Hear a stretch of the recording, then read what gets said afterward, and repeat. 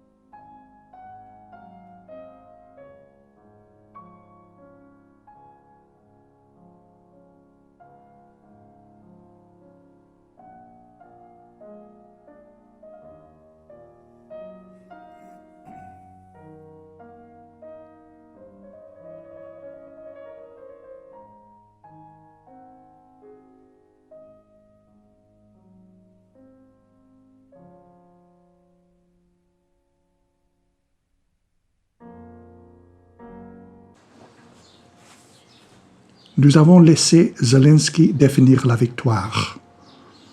Pour lui, c'est trois choses. La récupération de toute l'Ukraine d'avant 2014. La Russie qui paye pour la reconstruction. Des procès de guerre pour les dirigeants russes. Mais il s'agit d'une définition basée sur l'émotion, qui est tout à fait compréhensible après tout ce qu'ils ont souffert, mais pas sur le réel politique. La victoire, selon cette définition, signifie une humiliation totale, une défaite totale pour la Russie. Et cela inciterait certainement Poutine à commettre l'impensable, c'est-à-dire une revanche nucléaire. Nous, qui fournissons de l'aide aujourd'hui, l'Union européenne et les États-Unis, devons aider Zelensky à définir une autre version de la victoire, une version plus réalisable. Il s'agit de gagner la paix, ce qui est beaucoup plus difficile que de gagner la guerre. S'il récupérait toute l'Ukraine et le Donbass, il y aura toujours une insurrection des russophiles dans l'Est, ce qui prolongerait indéfinitivement la violence et le terrorisme. Cela empêcherait par définition l'entrée d'Ukraine dans l'Union européenne. L'Union européenne n'accepte pas les membres qui sont plongés dans une guerre civile. Ce n'est pas la paix. Comment donc gagner la paix? Par un armistice qui mette fin à l'hostilité, un cessez-le-feu maintenant. Cela mettra fin à la destruction de l'Ukraine, à la perte de toute une génération de jeunes Ukrainiennes et Ukrainiennes, sans parler des Russes. Cela ne signifie pas un traité de paix. Cela signifie la fin de la violence et la création d'un DMZ, zone démilitarisée, comme en Corée. Cela signifie un retour aux frontières et aux lignes qui existaient avant le 24 février 2022. Cela signifie que la Russie conserve pour l'instant la Crimée et ses portes pour la flotte de la mer Noire. Cela signifie qu'elle conserve une grande partie du Donbass. Mais cela signifie aussi que le reste de l'Ukraine peut être reconstruit grâce à des prêts généreux de l'Union européenne, du Japon et des États-Unis. c'est-à-dire de l'Occident, qui n'est pas une entité géographique, mais un club qui partage les mêmes valeurs, les mêmes institutions et le même état de droit. L'Ukraine peut alors être intégrée rapidement à l'Union européenne et bénéficier d'une garantie de sécurité comme les États-Unis l'ont fait pour la Corée du Sud et Taïwan. Cela ne signifie pas nécessairement l'adhésion à l'OTAN. C'est bien une bien meilleure définition de la victoire. Arrêt de combat, reconstruction, adhésion à l'Union européenne et garantie de sécurité. Qu'est-ce qui pousserait l'Ukraine à accepter cela? Une analyse claire et non émotionnelle de la situation et l'acceptation de la réelle politique, avec une forte pression de la part de ses alliés de l'Union européenne et des États-Unis. Qu'est-ce qui amènerait la Russie à l'accepter? L'émergence d'une alternative politique viable à Poutine, probablement d'abord parmi les expatriés, et des pressions à l'intérieur de la Russie en faveur d'un changement de régime par les élites qui considèrent la guerre comme une voie sans issue et qui les amène vers le désastre. Ce n'est que lorsque Poutine sentira que son régime est menacé de façon imminente qu'il assisterait à la table de négociation. Telle est la solution que je vois, ma doctrine que je prêche à qui veut l'entendre. Personne ne gagne la bataille militaire, mais l'Ukraine gagne la paix. Elle pourrait alors devenir comme la Pologne, comme la Corée du Sud, prospère, sûre et occidentale. Merci à Stephen Kotkin pour ses idées.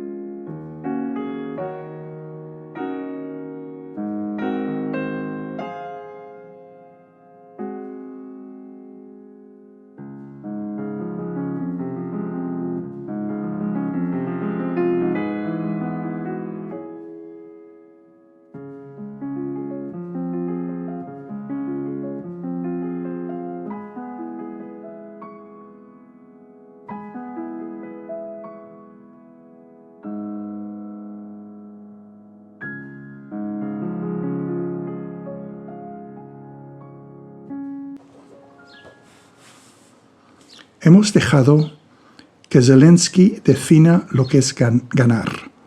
Para él son tres cosas: recuperación de toda la Ucrania anterior a 2014, Rusia paga la reconstrucción, juicios de guerra para los líderes rusos.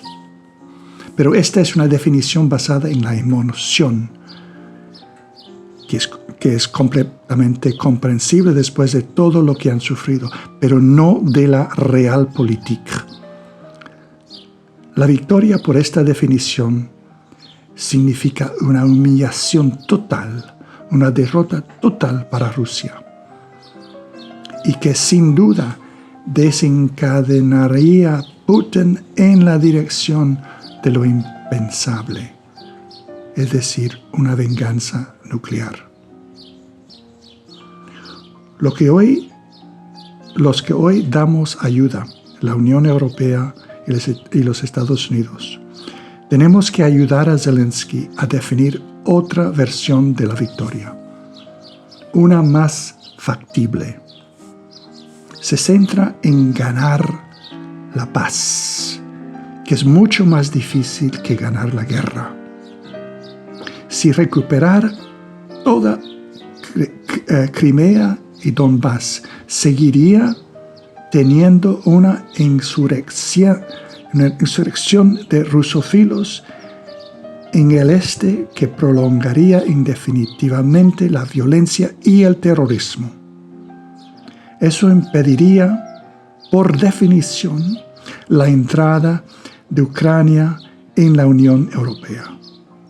La Unión Europea no acepta miembros enzarzados en una guerra civil. Esto no es paz. Entonces, ¿cómo ganamos la paz?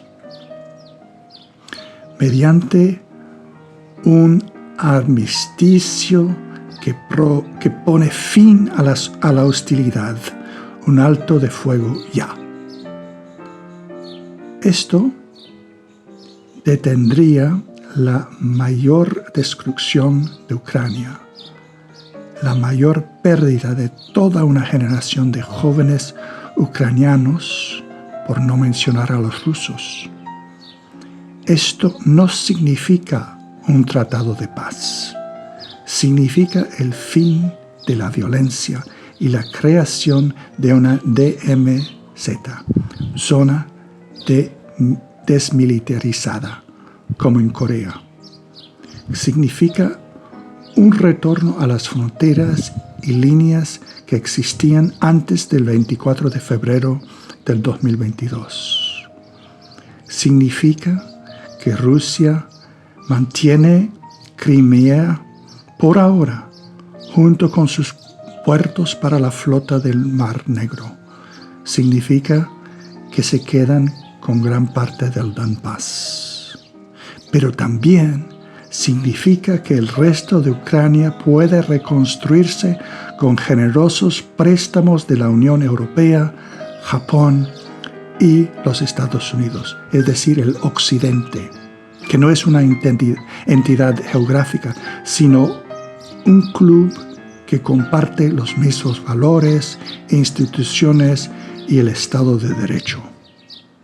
Ucrania puede entonces ingresar por la vía rápida en la Unión Europea y recibir una garantía de seguridad como la que Estados Unidos ha dado a Corea del Sur y a Taiwán. Eso no significa necesariamente la adhesión a la OTAN. Esa es una definición mucho mejor de la victoria. Dejar de luchar, reconstruir, ingreso en la Unión Europea y garantía de seguridad. ¿Qué haría que Ucrania aceptara eso? Un análisis claro y no emocional de la situación y la aceptación de la realpolitik, con una fuerte presión de sus aliados en Estados Unidos y la Unión Europea. ¿Qué haría que Rusia lo aceptara? El crecimiento de una alternativa política viable a Putin, probablemente primero entre los expatriados, más la presión dentro de Rusia para un cambio de régimen, ya que las élites ven la guerra como un camino sin salida que solo lleva hacia el desastre. Solo cuando Putin sienta que su régimen está inmediatamente amenazado, acudirá a la mesa de negociaciones. Esta es la salida tal y como yo la veo. Mi doctrina que predico a cualquiera que quiera escuchar. Nadie gana la batalla militar, pero Ucrania gana la paz. Entonces podrá ser como Polonia, como Corea del Sur, próspera, segura y occidental. Gracias a Stefan Kotkin por sus ideas.